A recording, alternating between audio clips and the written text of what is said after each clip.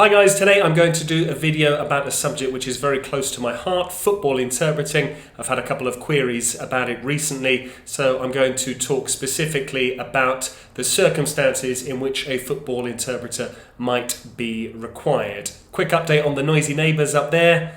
No, not those ones. Thankfully, they seem to have quietened down and hopefully, fingers crossed, we'll be able to get through this video without too many interruptions. So, the first circumstance, the first instance in which an interpreter's services might be required in the world of football is the player unveiling.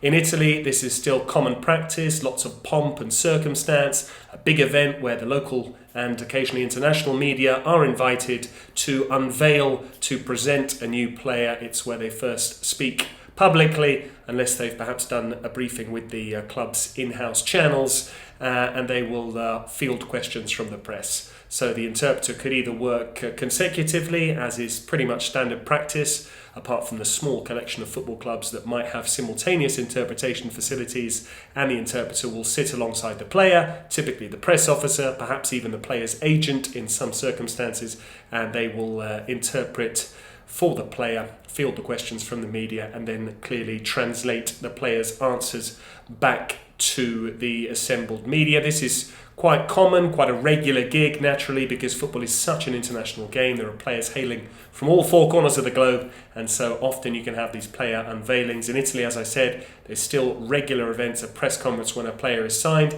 Less so in England, unless it's a huge signing. In Spain, particularly at the big clubs I've seen, tends to go on. Clubs like Real Madrid often have these big events to unveil their new signing. So that's the first one, the player unveiling.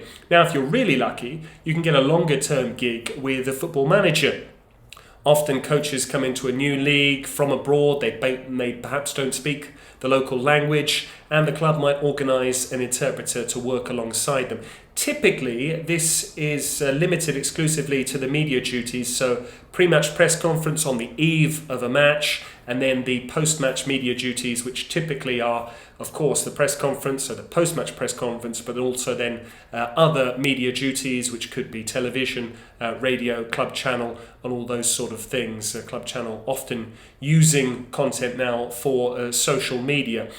Curiously, the training ground seems to be off limits typically for interpreters unless they're a club employee. I know of one that is working alongside fitness coaches and occasionally the head coach in relaying instructions. But typically the football side of things is slightly off limits for interpreters. There's still a slight climate of distrust on the subject matter. And the same goes actually for player negotiations. Transfers are part and parcel of the game. A lot of money is flowing through the game, and yet interpreters are not necessarily relied upon to conduct complex negotiations, which is a pity in my opinion. There's some great literature on the subject that I will share in the video description below.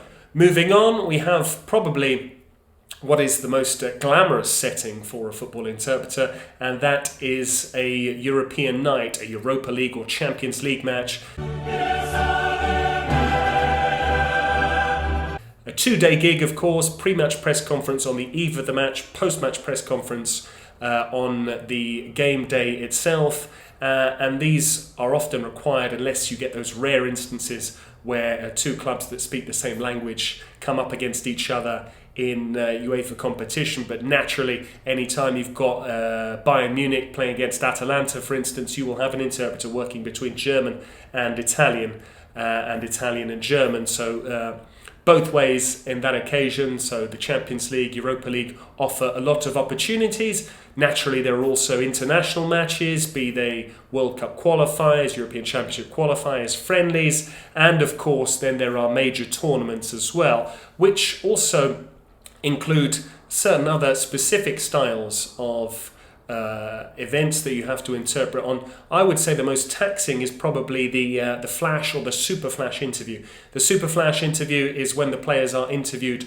on the pitch, typically one question either at half time or at full time, and so it's quite difficult when you're working there simultaneously, naturally, to get all of the information out in time, and then you also have the flash interview afterwards. There are mix zone interviews, which is when the players go through the mix zone, where you have all sorts of media there, journalists, be they print or broadcast or otherwise.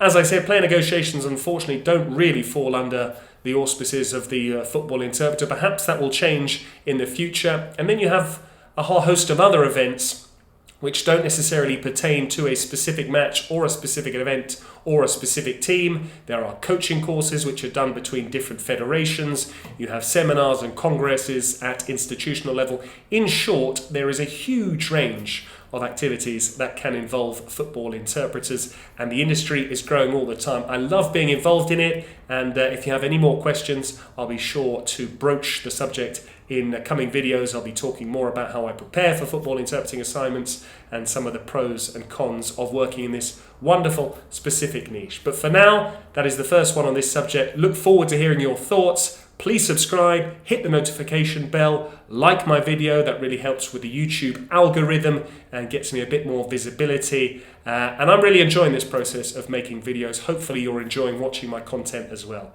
I'll be back for another video very shortly. Cheers, guys.